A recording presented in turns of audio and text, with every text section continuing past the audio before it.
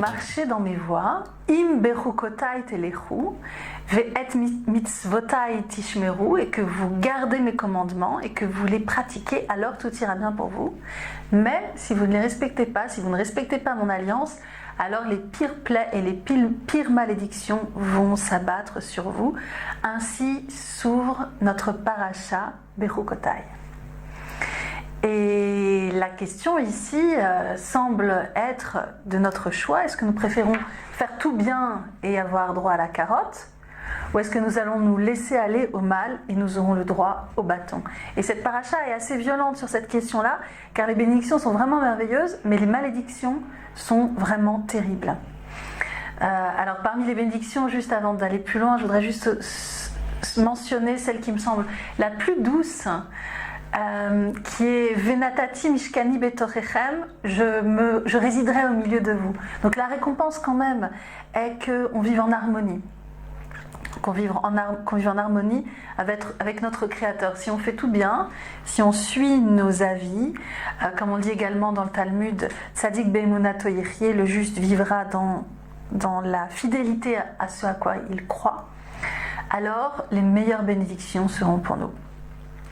C'est joli, mais ça ne nous satisfait pas dans cette espèce d'alternative pénible entre la carotte et le bâton qui nous prendrait pour des enfants pas très malins, puisque un enfant intelligent peut déjà réfléchir et raisonner.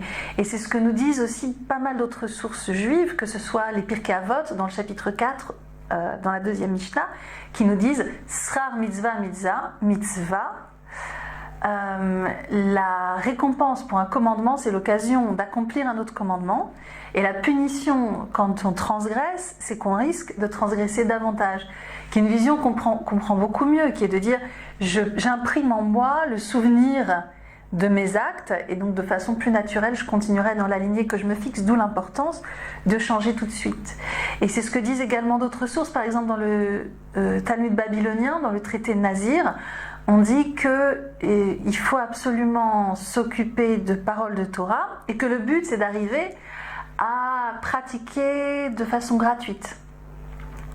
Et donc dans ce passage on nous dit de toute façon fais ce qui est bien, et si jamais c'est dans un but intéressé, tant pis, c'est pas si grave parce que de toute façon tu arriveras ensuite à agir pour le bien encore, mais cette fois-ci dans un but désintéressé.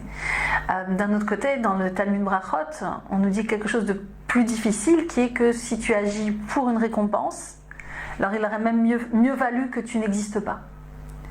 À quel point, c'est pour dire à quel point le fait de faire le bien pour faire le bien en soi est important, à quel point il faut s'écarter de la tendance à dire si je fais le bien, je récupérerai le bien. C'est sûrement vrai à un certain niveau, mais c'est sûrement pas vrai à tous les niveaux, et donc c'est quelque chose de compliqué.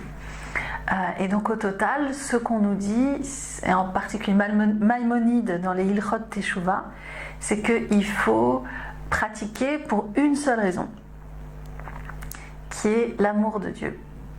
C'est par amour, c'est par amour de notre identité, c'est par générosité qu'il faut mettre en œuvre les différentes pratiques dans nos vies.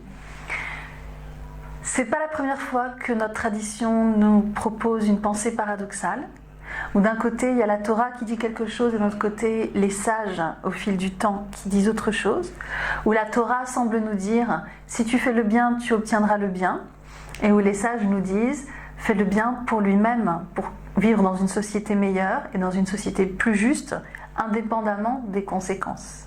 C'est la même raison qui fait que quand on dit le Shema Israël, qui parle aussi dans des termes comparables, si tu fais tout bien, tu auras la pluie en son temps, etc. Eh bien le passage négatif, on le dit à voix basse, en disant mais si tu fais pas ce qu'il faut, ça n'ira pas. Comme pour dire que d'un côté, il y a des conséquences à nos actes, mais que d'un autre côté, il faut prendre ces conséquences en compte et essayer de faire le bien d'une façon absolue, d'une façon gratuite. Alors, patate ou pomme de terre, comme c'est ce que quelqu'un avait inscrit à l'époque quand il y avait des affiches de propagande en Allemagne pré-nazie qui disaient communisme ou national-socialisme, comme une façon de dire le communisme étant faisant peur, alors il te reste l'alternative nazie exclusivement. Quelqu'un avait écrit sur les panneaux patate pâte ou pomme de terre? Est-ce que tu veux une chose ou la même chose sous une autre forme? Il s'agit, l'alternative carotte ou bâton est une alternative qui n'est pas réelle, qui n'est pas une vraie alternative, puisque dans les deux cas, on ne fait pas les choses par amour ou par volonté, ou par volonté de cohérence avec soi-même, mais pour essayer d'obtenir je ne sais quelle récompense. De quelle façon pouvons-nous être les plus cohérents avec nous-mêmes, échapper à la carotte et au bâton, simplement décider et assumer et corriger et agir de la façon la plus proche de nous-mêmes. Une des façons, c'est l'étude de la Torah. Et c'est ce que nous faisons à travers l'étude de ces parachiotes et de notre paracha Bechokotai.